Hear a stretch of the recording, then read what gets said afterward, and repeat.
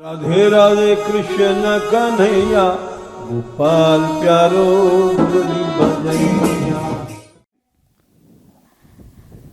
परम रसदाई जो श्री राधा नाम है, जिसकी साधना निरंतर श्याम सुंदर करते हैं और उस आराधन में वो जिस अवस्था को प्राप्त होते हैं उसका वर्णन ग्रंथकार किए हैं, जिसे स्वयं श्री कृष्ण भी योगींद्रों के समान राधा चरण ज्योति में ध्यान लगा के सजल नेत्रों व प्रेम विह्वल वाणी से यमुना तट पर किसी एकांत कुंज मंदिर में विराजमान होकर जप किया करते हैं और अवर्णनीय विलास में रति के रसानंद से मोहित रहते हैं। ऐसी वह जो राधा नाम दो अक्षरों की जो पराविद्या है वह मेरे हृदय में सदैव विस्फुरित रहे। इस श्लोक में पूर्व में तो अनुराग का साधन बताया था, अब इस पद्य में भजन का सिद्ध स्वरूप का प्रतिपादन कर रहे हैं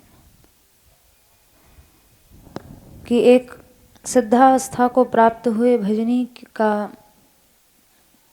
क्या स्वरूप और कैसी स्थिति होती है।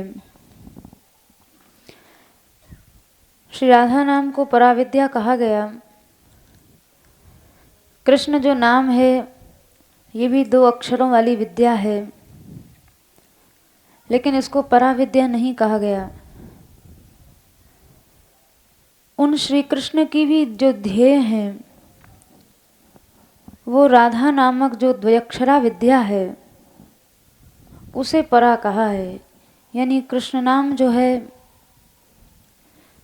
ये दो अक्षरों वाली विद्या है, राधा नाम भी दो अक्षरों वाली विद्या है, किंतु श्री कृष्ण की भी ध्येय होने से, उनकी भी जप्य होने से राधा नाम को पराविद्या कहा गया है।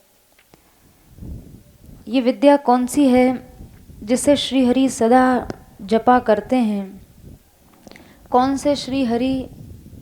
हरि से तात्पर्य है हर लेने वाला। दो चीज़ें हरते हैं, एक तो मनोहर हैं, मन का हरण करते हैं, और दूसरा आरती हर हैं, प्रपन्नों के कष्टों को हरते हैं। तो ऐसे जो नाम वाले हरि हैं उन श्री हरि के द्वारा भी जो ध्येय है, यानी उन श्री हरि को भी, उनके चित्त को भी सर्वथा जिसने हर लिया है। पूर्व पद्य में भी हम लोग सुन चुके हैं कि श्री राधा रानी का जो नाम है वो श्री हरि को भी अपनी ओर सहज आकृष्ट करने वाला है। तो ऐसे जो आरतीहर और मनोहर हैं उनका भी सर्वस्व हर लेने वाला जो परम ध्येय है वो श्री राधा नाम है। कहाँ जपते हैं? कालिंदी तटकुंज मंदिर गतो। कालिंदी के तट पर किसी एकांत निकुंज में। तो यहाँ जैसे कोई साधक है वह अपनी साधना सिद्धि के लिए एक स्थान विशेष देखता है जहाँ उसकी साधना में उसको सिद्धि प्राप्त हो, ऐसी स्थान पर वह अपनी साधना करता है। तो यहाँ कालिंदी शब्द से यह बोध होता है कि कालिंदी ये एक बहुत सिद्ध पीठ है, और सिद्ध पीठ होने के कारण जबकि सिद्धि में शीघ्रता के द्वारा इस देश की विशिष्टता का वर्णन ग्रंथकार ने किया है। यानी अन्यत्र नहीं, केवल कालिंदी के तट पर ही ये भजन श्याम सुंदर करते हैं। यही उनका सिद्धपीठ है और यही साधना करने से अतिशीघ्र उन्हें सिद्धि की प्राप्ति होती है। ये कहकर, कालिंदी कहकर, श्री कालिंदी जी की महिमा, इस भूमि की विशिष्टता का वर्णन ग्रंथकार ने किया है।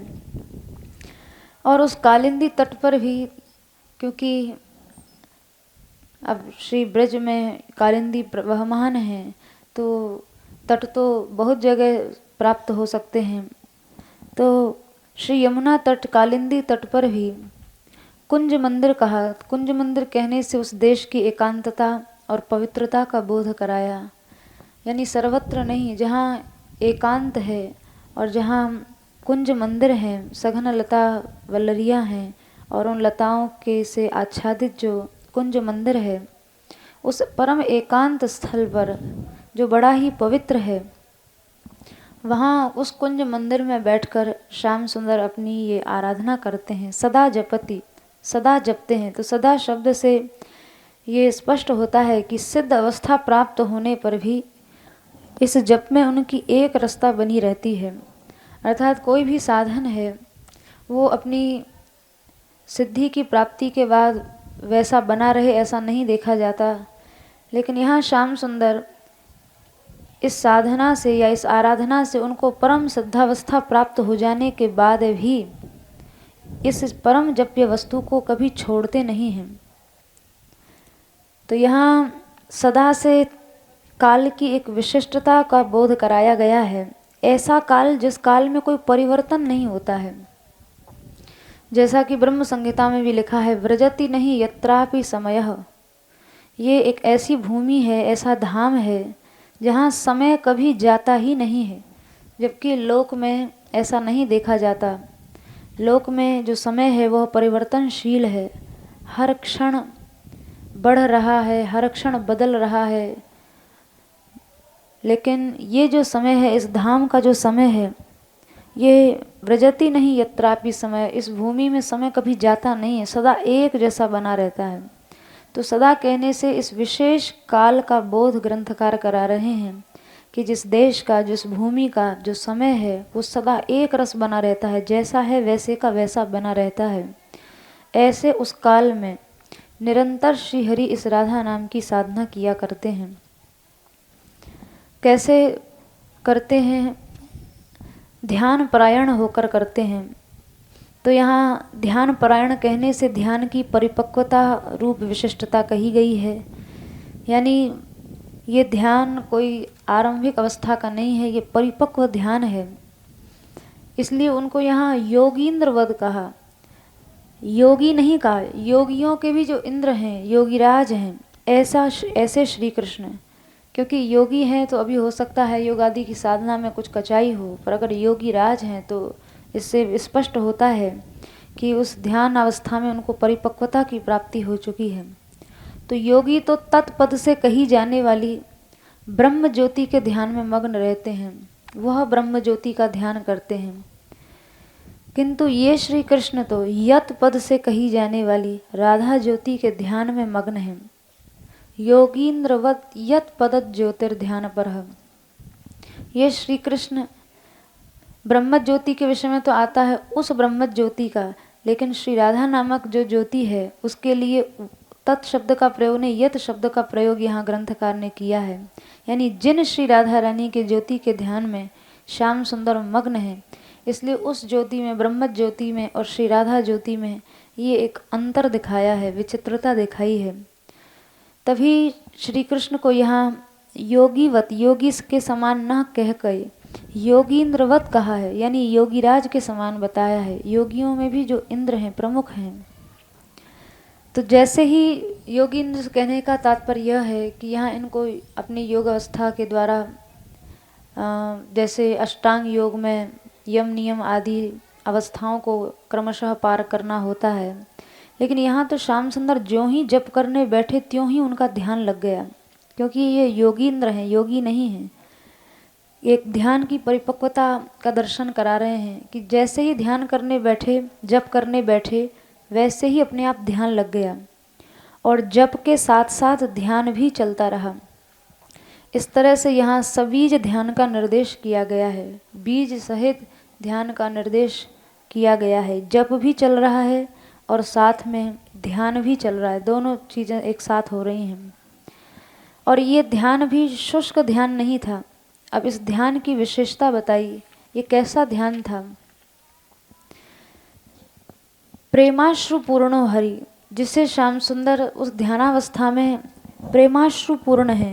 यानी केवल सूखे जप आदि का तो शास्त्र में विरोध किया है, पर ये भक्ति के प्रेममय होने के कारण प्रेमाश्रु पूर्ण होना भी ध्याता के लिए आवश्यक है। यहाँ प्रेम लक्षणा जो भक्ति है, जिसका ये लक्षण है, नेत्रों में अश्रु भी होना चाहिए, पुलक है, कंपन है, ये सब भाव सात्विक होने चाहिए। तो वही दर्शन कराया गया है कि प्रेम में जो भक्ति का जो प्रेममय उसमें ध्याता के लिए उन सब लक्षणों का होना भी आवश्यक है। इसलिए यहाँ प्रेमाश्रु पूर्णो हरि ये विशेषण दिया गया। यहाँ पर कर्षंति चित्त बडिशम, इसके अनुसार अनेक चित्त विभ्रांत होकर जप नहीं किया जाता। यानी जब तक चित्त विभ्रांत है और या जिस नाम का आप जप कर रहे हो उसमें जरा भी संदिग्ध भाव है कि पता नहीं इसका फल मिलेगा कि नहीं मिलेगा, तो ये संदिग्ध भाव है या अन्य कोई प्रकार का कपट भाव है, तो उससे वह जप सफल नहीं होता है। तो यहाँ श्री कृष्ण जो हैं वो विभ्रांत चित्त होकर जप नहीं कर रहे हैं, यहाँ श्री कृष्ण सम्मोहित होकर जप कर रहे हैं।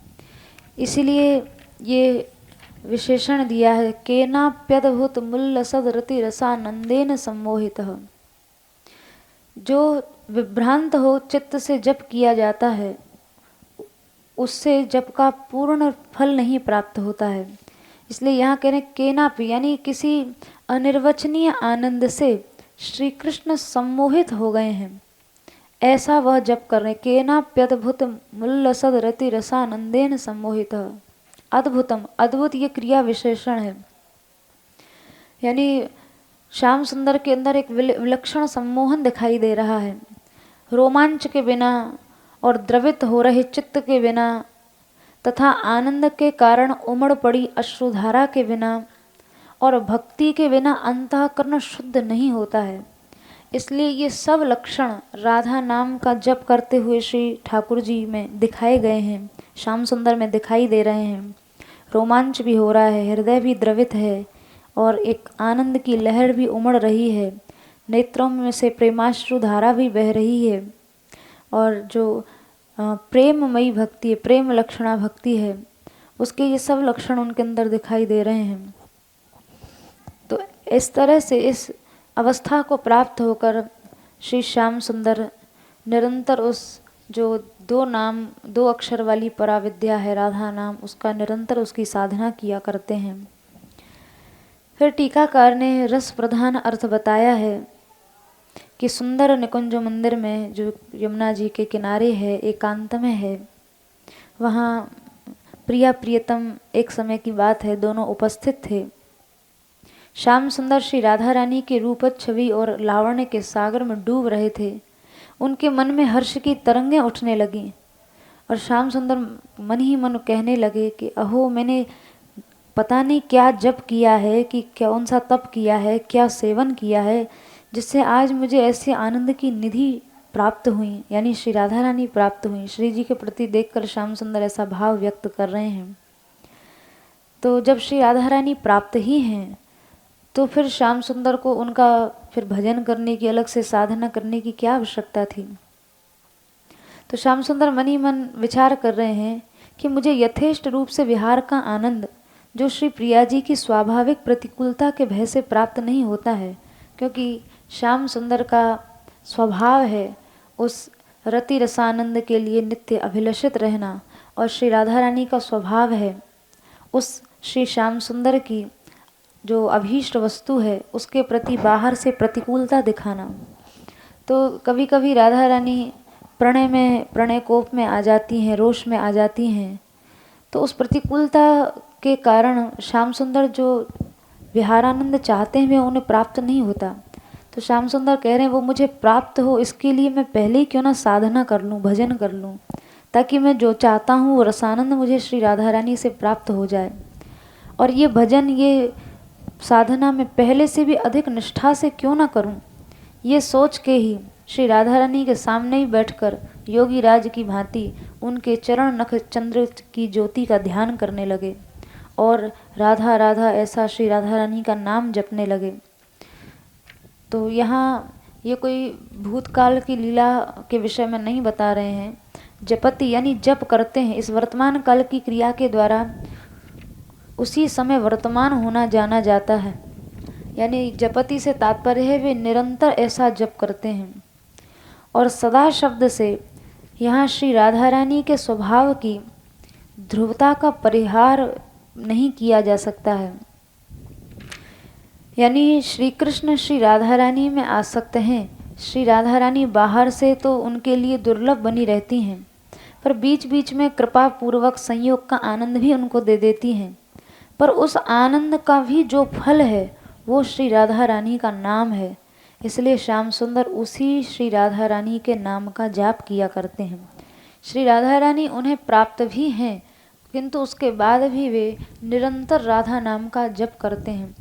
यही सिद्धावस्था के भजनी का स्वरूप ग्रंथकार यहाँ इस पद्य के माध्यम से कहना चाहते हैं कि जो नित्य सिद्धावस्था को प्राप्त होने के बाद भी सदा जपति जो उन्हें प्राप्त करना था वह प्राप्त है, उसके बाद भी वे यह 2 अक्षर वाली जो पराविद्या राधा नाम है इसकी निरंतर साधना श्याम सुंदर किया करते हैं। तो सदा शब्द से यहाँ श्री श्याम सुंदर के उस नित्य साधना का बोध ग्रंथकार करा रहे हैं।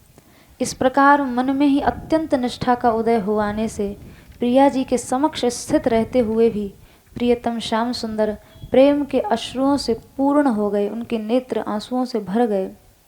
और उस समय वे श्री हरि बड़े मनोहर रूप से दर्शनीय थे।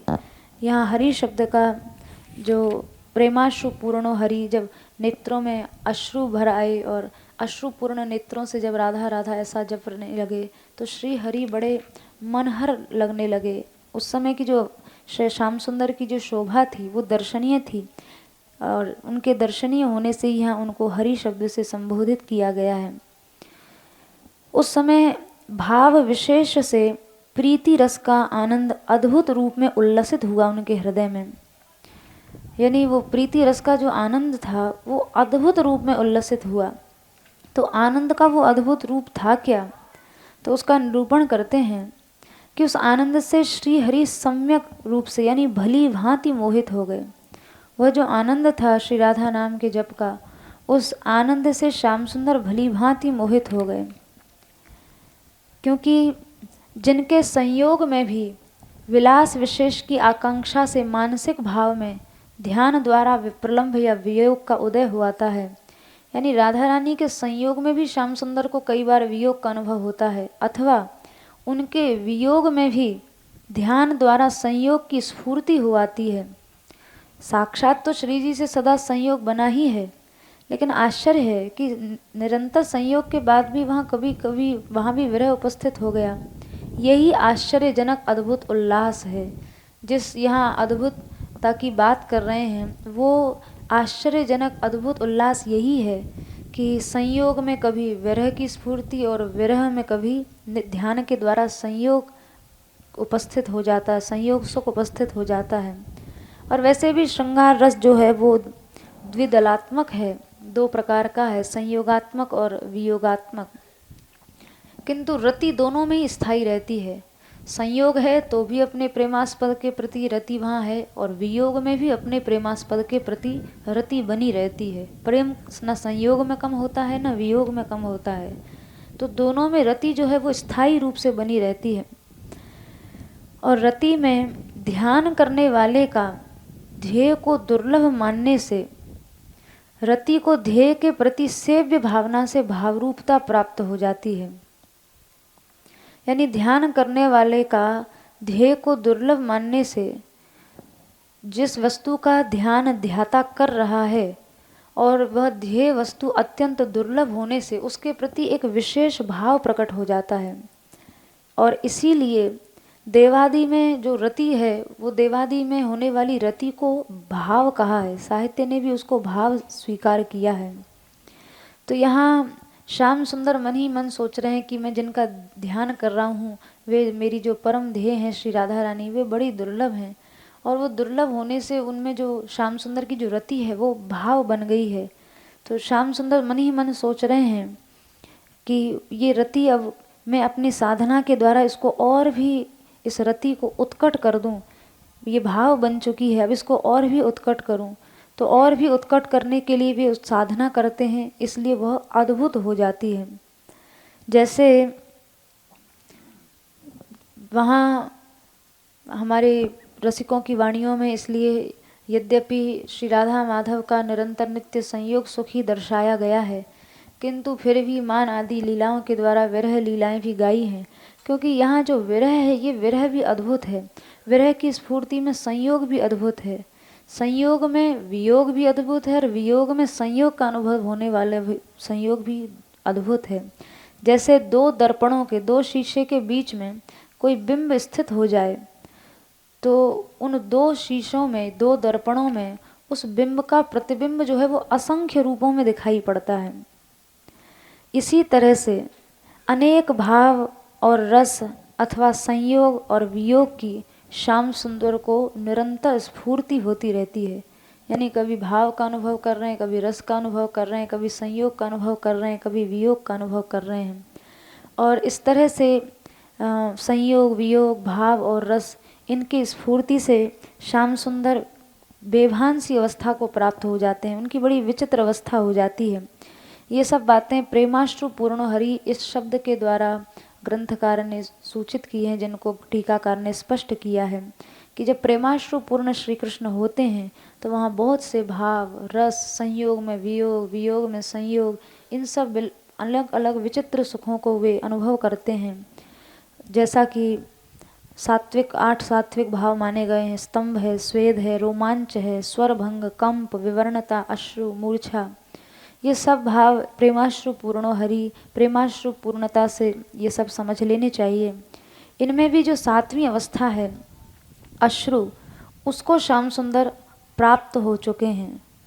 और यही नहीं, ध्यान लय के कारण कीट भृंग न्याय से मन के प्रिया रूप हो जाने से, यानी जैसे भृंगी कीड़ा जो है वो अन्य किसी कीड़े को घरौंदे में बंद करता है और वह कीड़ा चिंतन पूर्वक भृंगी के स्वरूप को प्राप्त हो जाता है।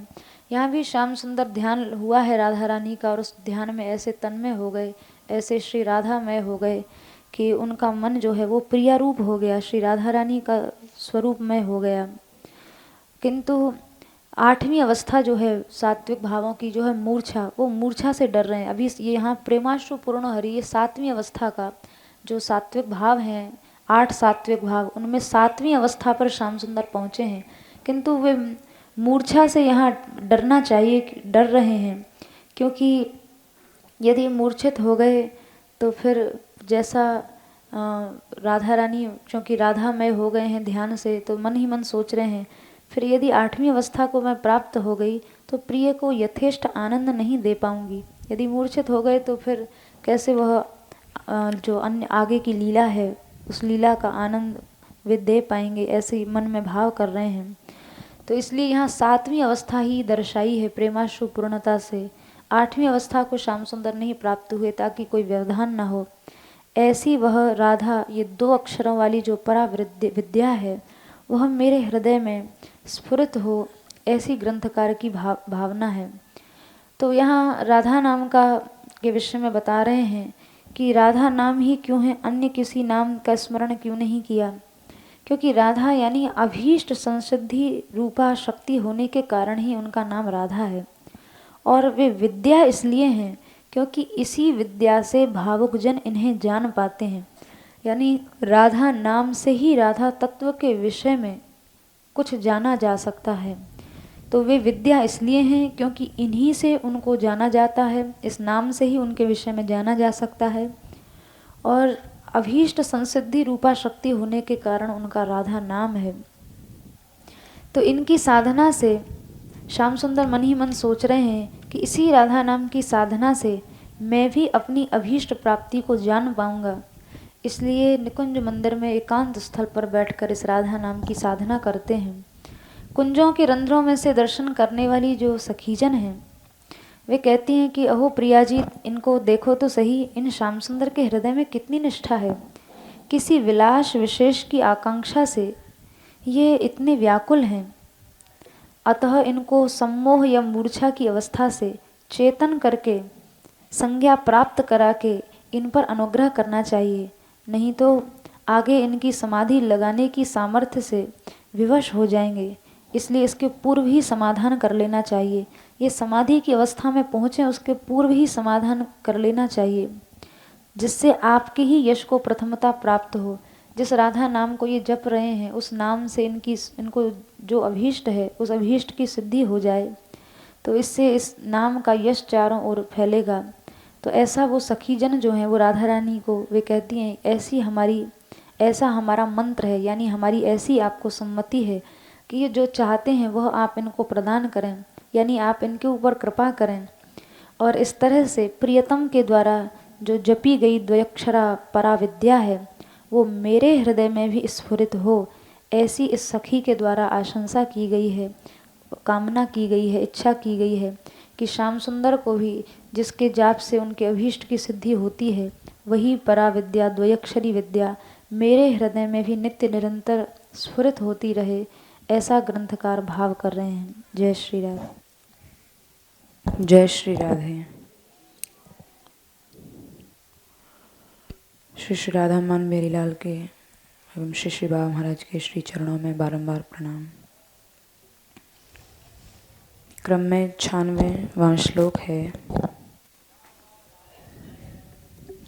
देवानामथ भक्त मुक्त सुहृदामत्यंत दूरम च यत् प्रेमानंद रसम महासुखकरम चोच्चारितं प्रेमतः प्रेम्णा कर्णयते जपत्यथ मुदा गायत्यथालिश्वयं जल्पत्यश्रमुखो हरिस्तदमृतं राधेति मे जीवनम्।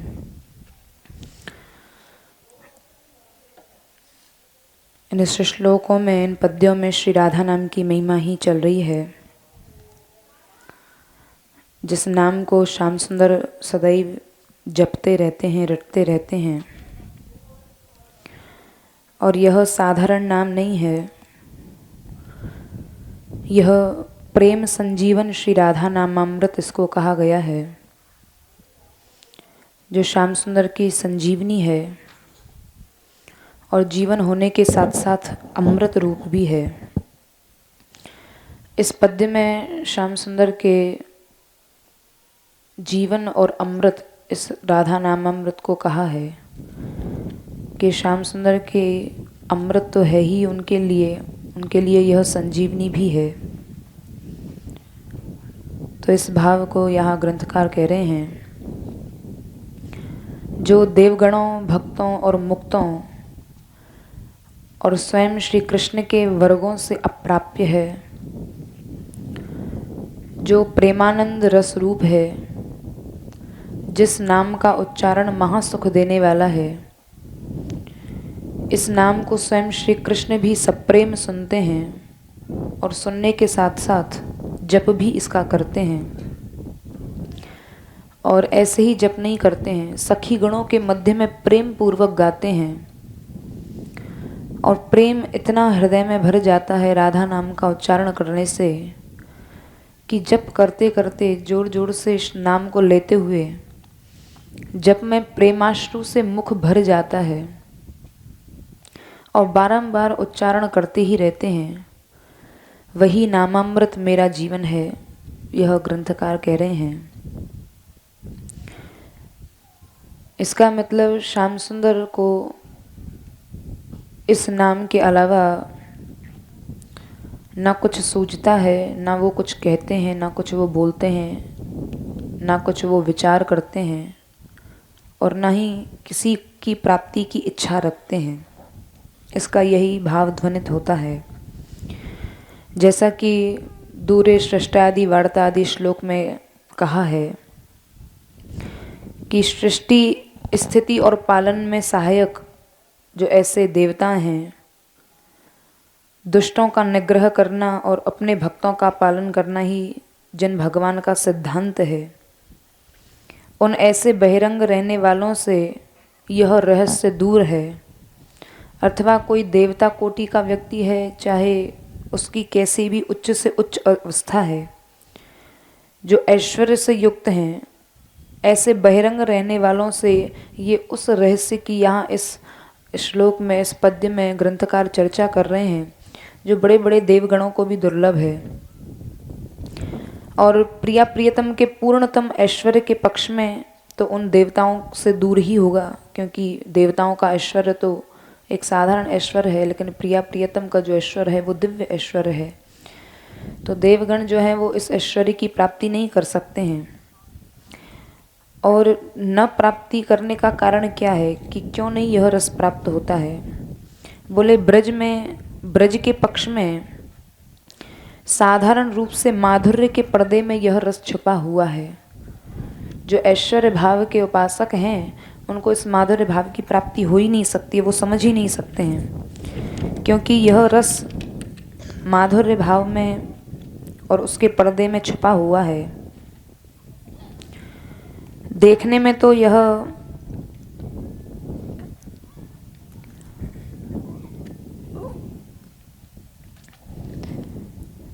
तो जो माधुर्य भाव के उपासक हैं वही इसकी प्राप्ति कर सकते हैं, यानी ऐश्वर्य भाव के उपासक जो हैं वो देखने में उनको यह रस नहीं आता है।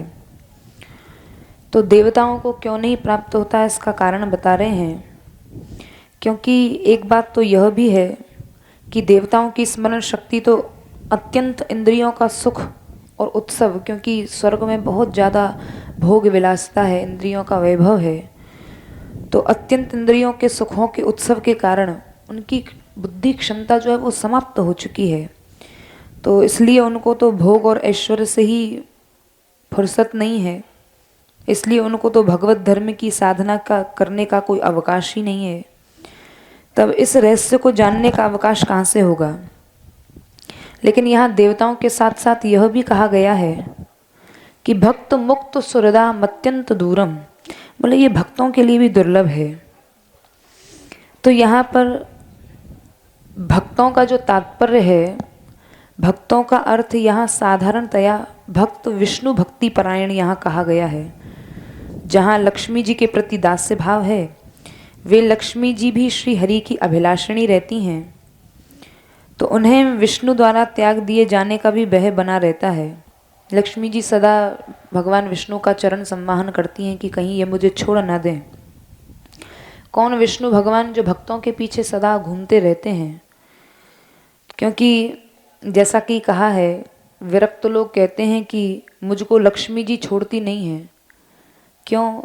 क्योंकि भगवान भक्तों के पीछे पीछे रहते हैं। तो लक्ष्मी जी सोचती हैं इनको पकड़ लिया तो भगवान तो अपने आप ही पकड़ में आ जाएंगे। तो जिसके एक कटाक्ष लेश के लिए दूसरे लोग बड़े बड़े नियमों को धारण करते हैं, अर्थात लक्ष्मी जी की प्राप्ति के लिए बड़ी बड़ी साधनाएं लोग किया करते हैं, लेकिन वो लक्ष्मी भी ऐसे भक्तों के पीछे पीछे भागती रहती हैं।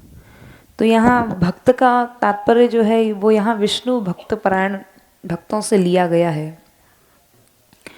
तो उन भक्तों के लिए भी यह माधुर्य नाम के पर्दे के द्वारा यह छिपा हुआ है, यह उस रस की चर्चा हो रही है। फिर भक्तों को ही मिलना यह दुर्लभ है, तो मुक्तों की तो बात बहुत दूर की है। और ज्ञान और भक्ति की साधना से जिनको सालोक्य, साष्टी, सामीप्य, सारूप्य और सायुज्य आदि प्राप्त हो चुके हैं, उन मुक्त पुरुष, क्योंकि ये सालोक्य, साष्टी, सामीप्य, सालोक्य मतलब भगवान के समान लोक, साष्टी भगवान के समान सृष्टि करने की क्षमता, सामीप्य भगवान का ही समीपता मिल जाए, सारूप ये सब मुक्ति के ही स्वरूप हैं। तो बोले ये सब मुक्ति मिलने के बाद भी, यानी ऐसे मुक्त पुरुषों को भी यह ब्रज रस दुर्लभ है, तब उसके रस की सार की तो बात ही क्या कहनी है। किस किस के लिए यह दुर्लभ है, टीकाकार ग्रंथकार के भाव को लेकर प्रकट करते हैं कि यह रस, ये जिस नामामृत की चर्चा हो रही है, जिस रस की चर्चा हो रही है, जिस रस को यहाँ इस पद्य में प्रेमानंद रस कहा गया है और महासुखकरम रस कहा गया है, ये उस रस की चर्चा हो रही है। और यह किस किस को दुर्लभ है यह भी बताया है कि जो भगवान श्री कृष्ण हैं, श्री गोपाल हैं, जो उनके मित्र हैं, जिनको सुहृदाम कहा है, मित्रों के लिए भी यह अत्यंत दूर है।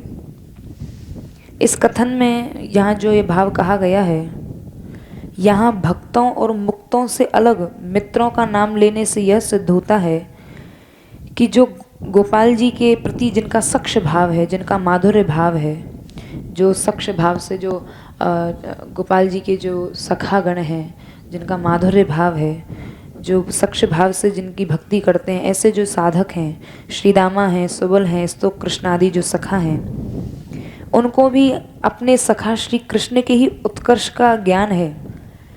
केवल वो यही जानते हैं कि ये हमारे सखा हैं, कन्हैया हमारा सखा है, केवल यही जानते हैं उनके सखा।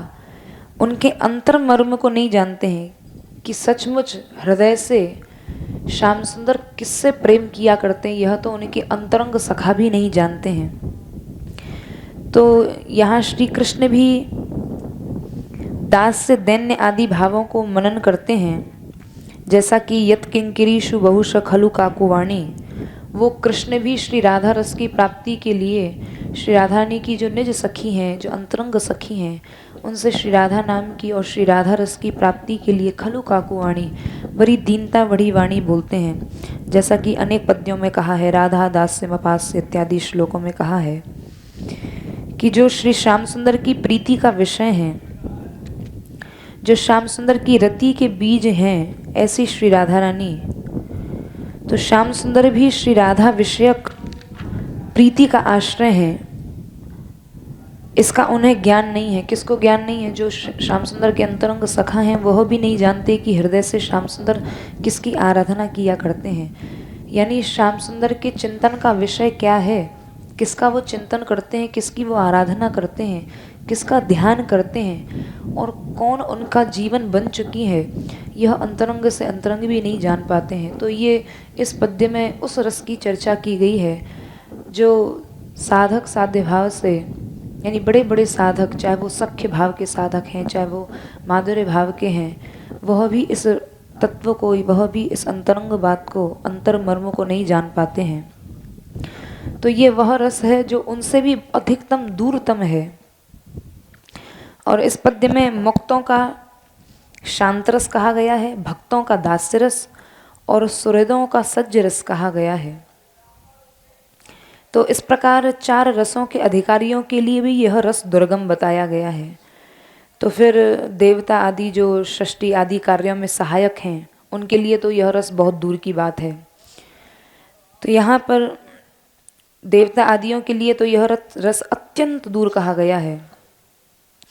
यह अत्यंत दूरता केवल रस की ही अपेक्षा से है। अब यहाँ प्रेम पक्ष से इसका अर्थ कर रहे हैं इस पद्य का, कि प्रेम पक्ष से इसका क्या अर्थ होगा। बोले इसका प्रेम पक्ष से यही अर्थ है क्योंकि देवताओं को तो यह क्यों नहीं मिल सकता, इसका कारण है कि देवताओं का स्वार्थ परायण होना सर्व प्रसिद्ध है। कि देवता जो होते हैं वो स्वार्थ परायण होते हैं। जब तक उनकी आराधना करो, जब तक उनकी पूजा करो, तब तक तो आपको खूब लाभ देंगे, आपके अभीष्ट की प्राप्ति आपको कराएंगे। लेकिन यदि उनकी आराधना नहीं की जाए तो वो अभीष्ट आदि की प्राप्ति नहीं कराएंगे। तो देवताओं का स्वार्थ परायण होना तो सब जगह प्रसिद्ध है। तो उनमें प्रेम का अभाव कहा गया है। तो जहाँ प्रेम का अभाव है तो ये प्रेम के, यह तो रस ही स्वरूप है। तो जहाँ प्रेम का अभाव है तो यह वस्तु कैसे प्राप्त हो सकती है। और मुक्त या सिद्धों में भी नारायण परायण पुरुष अति दुर्लभ हैं। मुक्त तो बहुत होते हैं लेकिन नारायण परायण कोई कोई होते हैं। तो इस वचन के अनुसार नारायण परायणता के अभाव के कथन में उनके भी प्रेम का अभाव कहा गया है। तो देवताओं में भी प्रेम का अभाव, यहाँ भी प्रेम का अभाव। तो यह तो प्रेम से ही प्राप्त होने वाली चीज़ है। जहाँ प्रेम का अभाव है यह कैसे प्राप्त हो सकता है। तो इसलिए यहाँ पर जहाँ प्रेम का अभाव है, भक्तों में प्रेम के रहते हुए भी, भक्तों में तो प्रेम कहा गया है, तो बोले भक्तों को क्यों नहीं प्राप्त होते। तो यहाँ टीकाकार कह रहे हैं कि भक्तों में प्रेम के रहते हुए भी अनेक रूपों वाले भगवान में प्रेम की समानता के कारण एक रूप और एक देशीय प्रिया प्रियतम की लीला में अन्य सभी ज्ञेय वस्तुओं के ज्ञान के विगलित हो जाने से प्राप्त होने वाली जो अनन्य निष्ठा के अभाव से ब्रज के जो भक्त हैं, ब्रज भक्तों के समान अन्य भक्तों को भी इस प्रेम का अभाव ही है। क्योंकि जब जो ब्रज में हैं, यानी जो सख्य भाव से कृष्ण की उपासना किया करते हैं, उनको भी जब यह रस दुर्लभ है तो फिर उनको यह रस कैसे प्राप्त हो सकता है।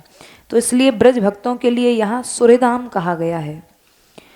यद्यपि इनसे यह रस अत्यंत दूर तो नहीं है, लेकिन रहस्य में अधिकार न होने से राधा नाम इनसे भी दूर ही है।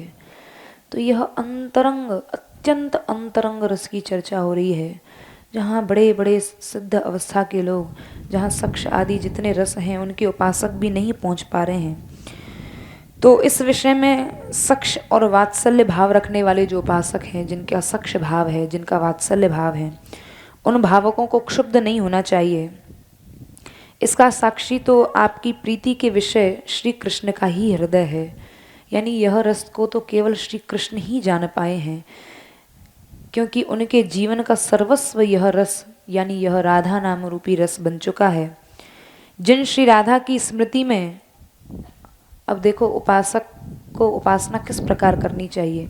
सच्चे उपासक श्याम सुंदर हैं, कैसी उपासना कर रहे हैं, उनकी उपासना की चर्चा यहाँ ग्रंथकार कर रहे हैं कि जिन श्री राधा की स्मृति में श्याम सुंदर सब कुछ भूल जाते हैं, अपने देह की भी जिनको विस्मृति हो जाती है, जैसा कि आगे के पद्यों में आएगा।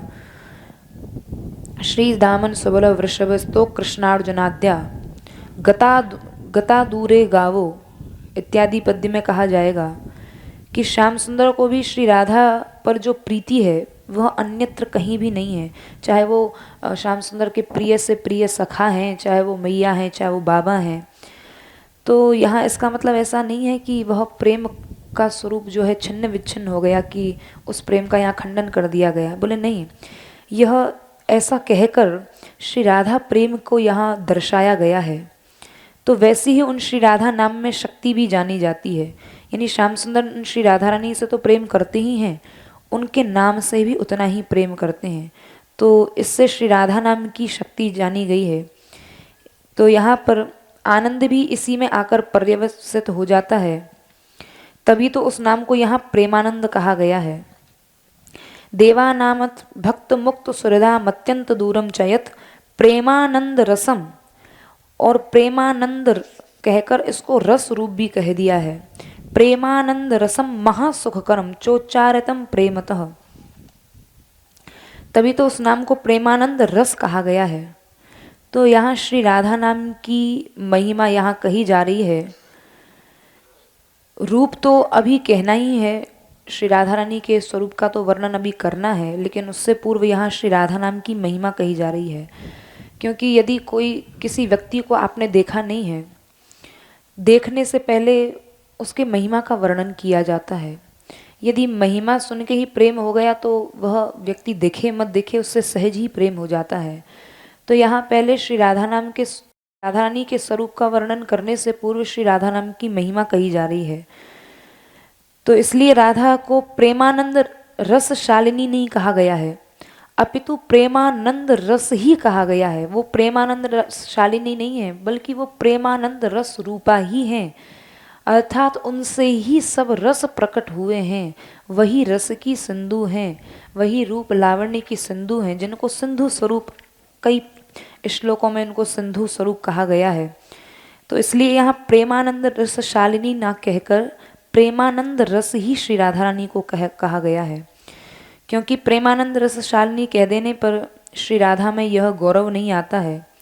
बोले जिनकी कृपा से प्रेम, आनंद और रस की छटा प्राप्त की जाती है और प्राप्त की गई है, ऐसा देखा गया है, केवल कहा ही नहीं जा रहा है, ऐसा देखने में भी आया है। देवताओं और मनुष्यादियों में देखा जाता है। स्वयं श्री राधा प्रेमानंद रसमयी ही हैं, इसलिए उनका नाम प्रेम से ही लेना चाहिए। तभी कहा गया है कि प्रेम के उच्चारण करने मात्र से, बोले प्रेम से लेने से क्या होगा? बोले प्रेम से लेने से, उस नाम का उच्चारण करने से महासुख, प्रेमानंद रसम महासुखम। अगर प्रेम से इस नाम का उच्चारण करोगे, बोले वैसे तो यह नाम इतना मधुर है, ऐसा प्रेम का सिंधु है कि भले ही इसको कैसे भी ले लिया जाए, चाहे आलस्य से ले लिया जाए, चाहे अनखना के ले लिया जाए, तो भी यह आनंद ही प्रदान करेगा। जैसे अमृत का स्वभाव होता है कि आप उसको चाहे गुस्सा से पियो, चाहे किसी भी प्रकार उसका आस्वादन करो, उसको ग्रहण करो, तो वह अमृतत्व ही प्रदान करेगा। लेकिन यदि उसकी महिमा यदि पता होगी तो उसको पीने में या उसका आस्वादन करने में कहीं और अधिक आनंद की वृद्धि हो जाएगी।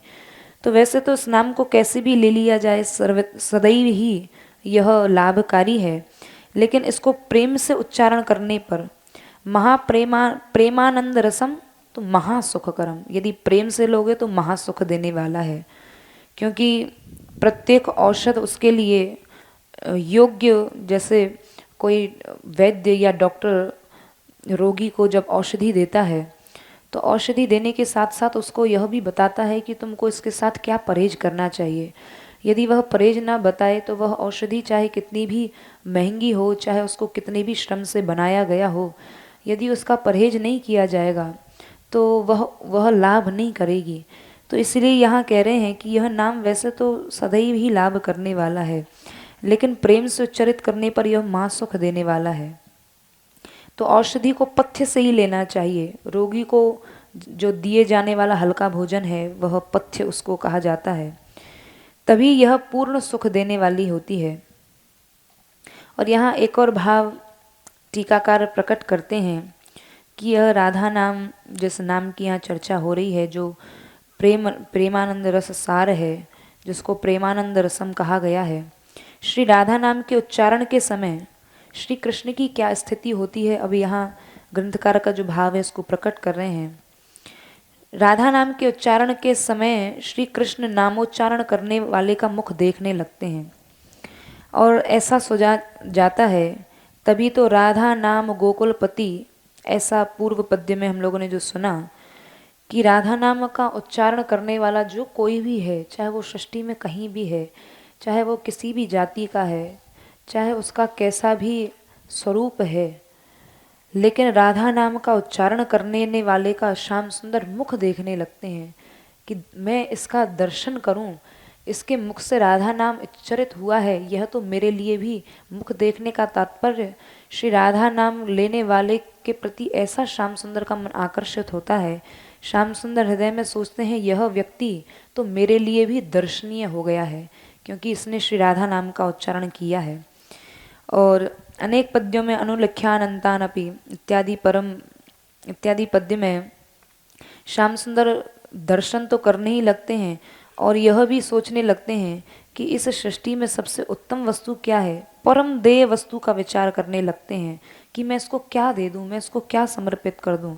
और महासुख कर का भाव है कि श्री कृष्ण भाव से तो सुख उत्पन्न होता ही है, दाम्पत्य भाव से महासुख या दाम्पत्यानंद का अनुभव होता है कि दाम्पत्य भाव जो श्याम सुंदर का है उससे और सुख श्याम सुंदर के हृदय में प्रकट हो जाता है। तो इसलिए निकुंज के श्रृंगार की अपेक्षा से सभी भाव बहिरंग हैं।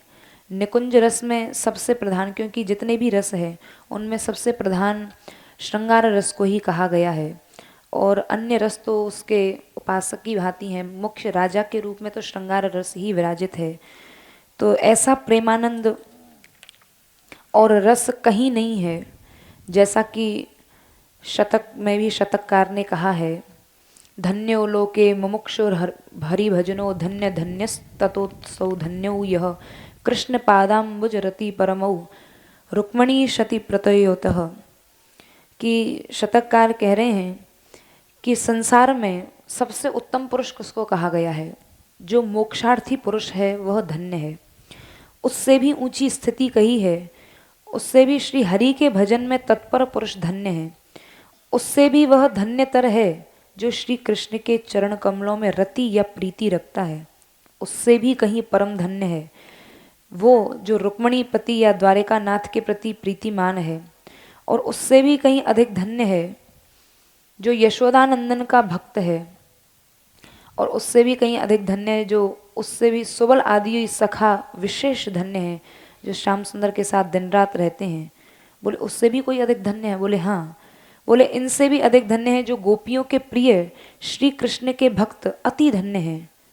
बोले जो गोपियां जिनको प्रेम की ध्वजा कहा गया है, जब उनकी उपासना कर ली गई तो उनसे भी अधिक कोई धन्य है। बोले हाँ, ग्रंथकार कह रहे हैं किंतु श्री वृंदावनेश्वरी के प्रति अति प्रीति के कारण विवश से हुए जो श्याम सुंदर का आराधक है, तो सभी मूर्धा पर जो विराजमान है उसको भक्त शिरोमणि कहा गया है। वो धन्याति धन्य है, वो भक्त शिरोमणि है। कौन? जो वृंदावनेश्वरी श्री राधा रानी के चरणों के उपासक श्याम सुंदर का आराधक है। तो यहाँ पर उसको भक्त शिरोमणि कहकर शतककार ने उद्बोधित किया है।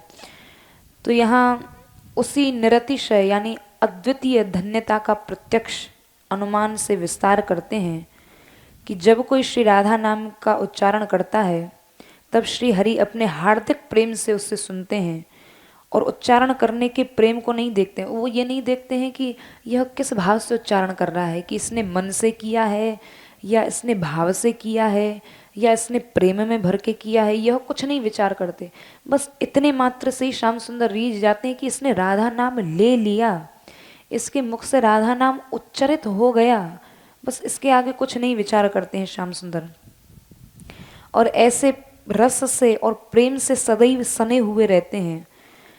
तो वह उन श्याम सुंदर का हृदय ही तो है, अथवा सखी का हृदय ही इस बात का साक्षी है कि राधा नाम लेने वाले से श्याम सुंदर कितने प्रसन्न होते हैं। तो जब कोई राधा नाम का उच्चारण वाला नहीं होता है, जब तक कोई राधा नाम का उच्चारण करता रहता है तब तक तो प्रेम से सुनते रहते हैं, और जब कोई उच्चारण करने वाला नहीं होता है तो सोचते हैं कि मैं भी तो देखूं कि इस राधा नाम में कितनी शक्ति है, क्या माधुर्य है, इसमें कैसा आनंद है। और फिर स्वयं निकुंज भवन में जब कोई नहीं मिलता है, एकांत में निकुंज भवन के द्वार पर और श्री राधा नाम का जाप करने लगते हैं, जोर जोर से राधा राधा राधा नाम का उच्चारण करते हैं। तो इस प्रकार इस मंत्र के साथ आराधन का निर्देशन किया है। और अथ शब्द का अर्थ है क्षण क्षण की बात। ऐसा नहीं कि 2-4 बार लिया और फिर चुप बैठ गए, बोले नहीं, क्षण क्षण में लेते रहते हैं, मतलब प्रत्येक श्वास में राधा नाम उच्चरित होता रहता है। तो प्रेम के उद्गार की शक्ति को टाल नहीं सकते हैं, आनंद से गाने लगते हैं। तो यह आनंद नाम के माधुर्य रस के आनंद का आविर्भाव बड़े हर्ष से, जब किसी के हृदय में हर्ष प्रेम उत्पन्न होता है तो उसका यह लक्षण होता है कि जब प्रेम और हृदय में हर्ष आता है तो उसका सबसे प्रिय वस्तु होती है, उसको वह कहता है। तो यहाँ श्याम सुंदर के हृदय में इतना हर्ष हुआ है कि राधा राधा नाम जिह्वा से रुक ही नहीं रहा है, और उस रस में ऐसे उन्मत्त हो जाते हैं कि लज्जा आदि सब छोड़ देते हैं। और जो उनके मर्म को जानने वाली सखियां हैं उनके सामने ही राधा नाम में प्रलाप करके और बड़े उच्च स्वर से प्रलाप करके स्पष्ट शब्दों से कहते हैं, और कहते कहते उनके नेत्रों से झरझर अश्रु बहने लगते हैं। जब श्याम सुंदर के नेत्रों से झरझर अश्रु बहने लगे तो झरझर अश्रु बहने के बाद जब देखा जाता है कोई व्यक्ति रोता है तो रोने के साथ साथ पुलक कंप आदि ये जो सात्विक भाव हैं वह सहसा प्रकट हो जाते हैं। तो जब पुलक कंप आदि प्रकट होते हैं तो उस समय शरीर में कुछ करने की शक्ति नहीं होती है कि हाथ उठा के कोई कुछ कर सके या बोल सके। शरीर की ऐसी स्थिति हो जाती है कि वह उस स्थिति में वह व्यक्ति कुछ कर नहीं सकता है। तो जलपत्य श्रुमुखो हरिस्तदम व्रतम, श्याम सुंदर की भी वही स्थिति हुई। विवशता में हाथों में शिथिलता आ गई। अब नेत्रों से एकदम पूरे श्याम सुंदर के गाल भीज गए हैं, वस्त्र भीज रहे हैं, लेकिन वह सात्विक भाव प्रकट होने से श्याम सुंदर में यह भी शक्ति नहीं है कि अपने हाथों से उन अश्रुओं को पोंछ लें। तो उन अश्रुओं को पोंछ भी नहीं पाते हैं। सखियां देख रही हैं कि ऐसी महाप्रेम में श्याम सुंदर की स्थिति हो चुकी है। तो यहाँ पर इसका यह तात्पर्य है कि श्याम सुंदर क्यों नहीं पहुँचते हैं। तो यहाँ इसका टीकाकार भाव प्रकट कर रहे हैं कि श्याम सुंदर उन सखियों से अपने अश्रुओं को पुछवाना चाहते हैं, इसलिए उन बोले यह आंसू भी धन्य है जो राधा प्रेम में यह निकले हैं, मैं इनको कैसे पहुँचूं। इसलिए श्याम सुंदर उन अश्रुओं को भी नहीं पहुँचते हैं कि ये अश्रु भी धन्य है जो राधा प्रेम में निकले हैं, इनको मैं अपने से कैसे विलग करूं। तो स्वयं श्री राधा रानी के भावावेश में जो अश्रु निकले हैं, जो राम के भावावेश में, उनको सखियों से ही पुछवाना चाहते हैं। बोले यह मेरी हिम्मत नहीं है कि मैं इन अश्रुओं को अपने से विलग कर सकूं, दूर कर सकूं। तो यहाँ यह भाव प्रकट होता है। यद्यपि यहाँ पर श्रोता रूप में किसी सखी का संबोधन नहीं किया गया है, तथापि यह भाव से समझ लेना चाहिए। तो राधा नाम रूपी अमृत मेरा जीवन है। तो यहाँ पर दो विशेषण दिए गए हैं, कहीं श्याम सुंदर इसको अमृत भी कहते हैं और कहीं कहीं जीवन भी कहते हैं। तो यहाँ ग्रंथकार जो यह अमृत और जीवन ये दो विशेषण कहे गए हैं। तो जीवन कैसे है और अमृत कैसे है, ये दोनों भाव बड़ा सुंदर प्रकट किए हैं। बोले जब अश्रु उमड़ने के साथ जब नाम बोला जाता है, तब परम प्रेम के उछलने को आरती से ही चरण कमल की स्फूर्ति न होने पर जो श्री प्रिया जी के अधर आदि के माधुर्य का संयोग प्राप्त होता है, जब नेत्रों से अश्रु उमड़ रहे हैं परम प्रेम में, तो श्री राधा रानी का हृदय एकदम द्रवीभूत हो जाता है, पिघल जाता है श्याम सुंदर की यह स्थिति देखकर।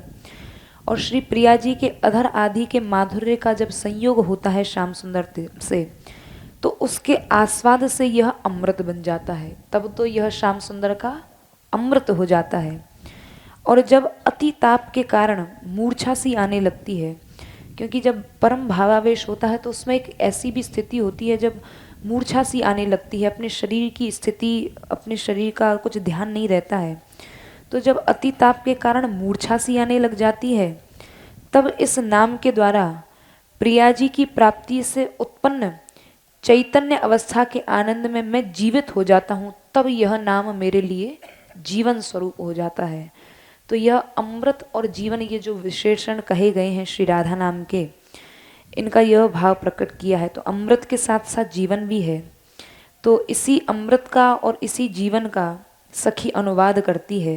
राधा नाम, ऐसा राधा नाम मेरे लिए अमृत है और वही मेरे लिए जीवन भी है। इसलिए मैं अति धन्या हूँ। क्यों? क्योंकि मैं ऐसे नामामृत को ही एकमात्र जीवन मैंने बना रखा है। यह इसका भाव है। तो इस प्रकार श्याम सुंदर का भी यह जीवन है, अमृत है।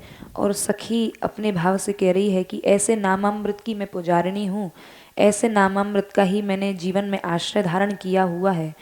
तो इन दोनों स्पष्ट अर्थों के मिश्रित होने पर यहाँ आंतरिक भाव को प्रकट करते हैं। तो अब कहते हैं कि प्रिया जी के अनुग्रह से जब यथेष्ट स्फूर्ति होती है, तब उसके आस्वादन के आश्चर्य से फिर मानसिक भाव से विचार करती है कि जब राधा नाम लिया तो उसके मानस में क्या भाव प्रकट हुआ है कि देखो मैंने तो इस स्वाद को जान लिया है, लेकिन लोक में इस स्वाद को कोई नहीं जान सकता है। बोले ये तो श्री जी की कृपा, श्री प्रिया जी की कृपा, स्वामिनी जी की जब कृपा होगी तभी इस रस को कोई जान सकता है, नहीं तो कोई नहीं जान सकता। जैसे कि कोई बहुत बड़ा चक्रवर्ती राजा हो, इंद्र हो, सम्राट हो, तो उसके घर में कोई बहुत विलक्षण वस्तु हो, बहुत अद्भुत वस्तु हो, तो वह उस अद्भुत वस्तु को लेकर देखता है, सब जगह घूमता है, भैया हमारे जैसी अद्भुत वस्तु किसी के पास हो नहीं सकती है। वो सब जगह जाके ढंढोरा पीटता है कि क्या ऐसी वस्तु कहीं किसी के पास है। सबसे अधिक महत्वशाली वस्तु मेरे पास ही है। तो जिसके पास बड़ी महत्वपूर्ण वस्तु होती है वो बड़ा डंका पीट के कहता है।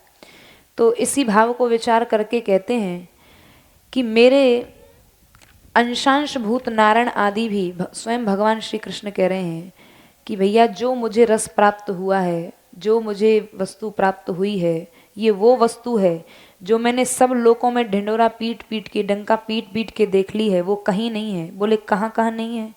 बोले मेरे अंशांश भूत नारायण आदि हैं, उनके अंगभूत देवता हैं जो सभी बाह्य और आंतरिक इंद्रिय के ज्ञान के अधिष्ठाता हैं, उनका भी मैंने विचार कर लिया, वहाँ पर भी मैंने देखा, लेकिन कहीं यह वस्तु प्राप्त नहीं हुई।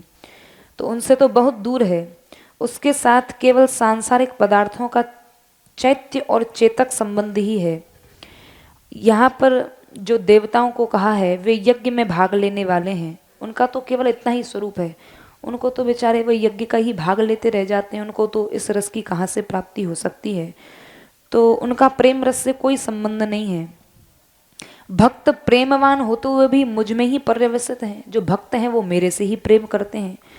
और जो वेदों में जो गोपनीय वस्तु कही गई है वो भक्त जो हैं वो भक्ति के प्रभाव से जान तो लेंगे, लेकिन जिसको मैंने छुपा रखा है वो तो अत्यंत गोपनीय वस्तु है, उसको ये कैसे जान सकते हैं।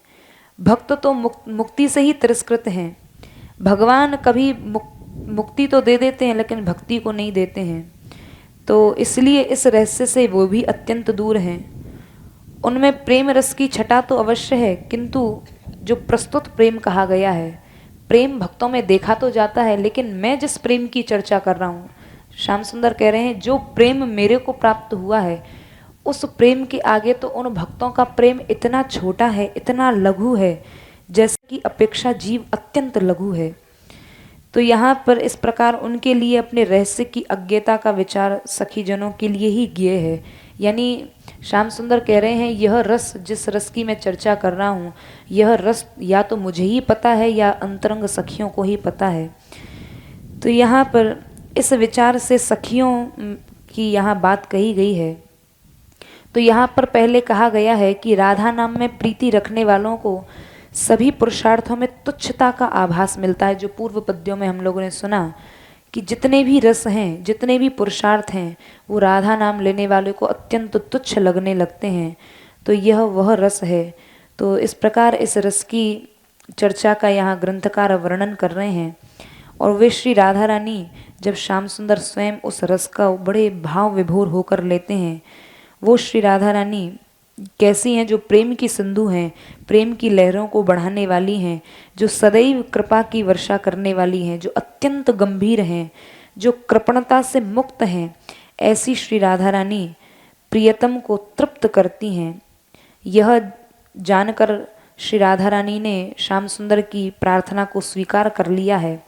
और श्याम सुंदर को जब स्वीकार किया है तो श्री राधा नाम की महिमा को अपनी वाक्पटुता से सखी ने प्रकट किया है। तो यहाँ पर वह सखी अपने चातुर्यता की सार्थकता कह रही है कि मेरी चतुराई आज सार्थक हो गई, जो ऐसी राधा नाम की महिमा मेरे मुख से उच्चरित हुई है। तो ऐसी वह श्री राधा नाम की महिमा उपासका वह सखी है, जो राधा नाम का सदैव श्याम सुंदर भी उपासना करते रहते हैं।